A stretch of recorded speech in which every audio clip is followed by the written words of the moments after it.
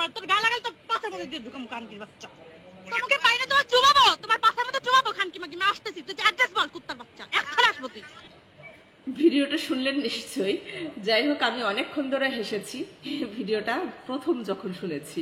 মানে আমি কখনো পরিমণির মুখে, মানে তার যে মিষ্টি চেহারা, এই মিষ্টি চেহারার মানুষটার মুখে এমন ভাষা আমার জীবনেও শুনি নাই।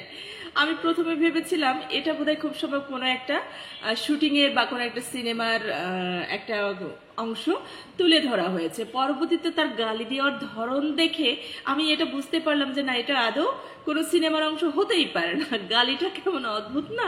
আমার কসমিন কালেও, মানে আমার জন্মে কোনো দিনও আমি এরকম অদ্ভুত গালি আমি শুনি নাই। যাই হোক, আপনারা যদি শুনে থাকেন অবশ্যই জানাবেন। মানে এই গালির করে হাতা মাথা আমি কিছুই খুঁজে পেলাম না। তো যাই হোক, তার গালি দেওয়ার স্টাইলটাও আমার ভালো লাগলো, খারাপ লাগে নাই। কারণ যাদের চেহারা সুন্দর তাদের মুখে গালিটাও শুনতে কিন্তু খারাপ লাগে না, ভালোই লাগে। তো আমার কাছে তেমনই মনে হয়েছে। কেন, কোন কারণে, কিভাবে, কোথা থেকে সে এই কাজটা করেছে আমার কোনো ধারণাই নাই।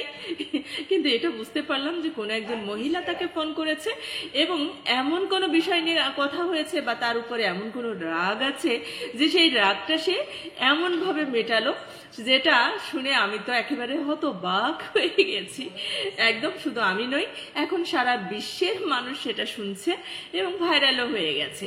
আমি কিন্তু ভাইরাল হওয়ার পরেই ভিডিওটা কালেক্ট করেছি, আবার বলেন না যে আমি ভাইরাল করে দিচ্ছি। পরিমণিকে কার কার পছন্দ এই কমেন্ট বক্সে কিন্তু জানাতে ভুলবেন না। বেচারাকে দেখলে আমার ভীষণ ভালো লাগে। আল্লাহ তাকে নিজ হাতে গড়েছে, অবশ্যই বলবো মাশাআল্লাহ। তার চেহারাটা দেখলে আমার এমনই মনে হয়, তার যেমন হাইট তেমন চেহারা, তেমনি গায়ের রং, তেমনি চোখ, নাক। আবার শুধু তাই, তার মাথার চুলগুলোও দেখেছেন, মাশাআল্লাহ। আমার কাছে তো মনে হয় আল্লাহ তাকে অলরাউন্ডার করে তৈরি করে পাঠিয়েছে। তো যাই হোক, কার কর্ম কি, কে কতটা পাপী, কে কতটা পুণ্যবান, আমি এগুলো বিচার করার জন্য আমি বান্দা নই, তাই না? এগুলো বিচার করার জন্য মহান রব্বুল আলামিন আছেন এবং হাসরের ময়দানও আছে।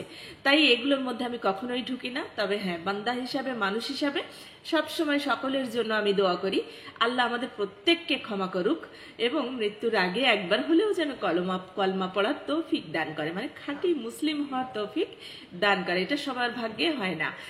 যাই হোক, অনেকে আছে আমাদের সমাজে যে সারা জীবন আল্লাহর কাজ করেছে, কিন্তু মৃত্যুর আগে তার এমন একটা কঠিন মৃত্যু ঘটে যায় যেটা কেউ আশা করে না। তাই এই সৌভাগ্যটা সকলের হয় না যে মৃত্যুর আগে খাঁটি মুমিন বান্দা হয়ে মৃত্যুবরণ করা। তো যাই হোক, আল্লাহ সবসময় সুযোগ দিতেই থাকেন।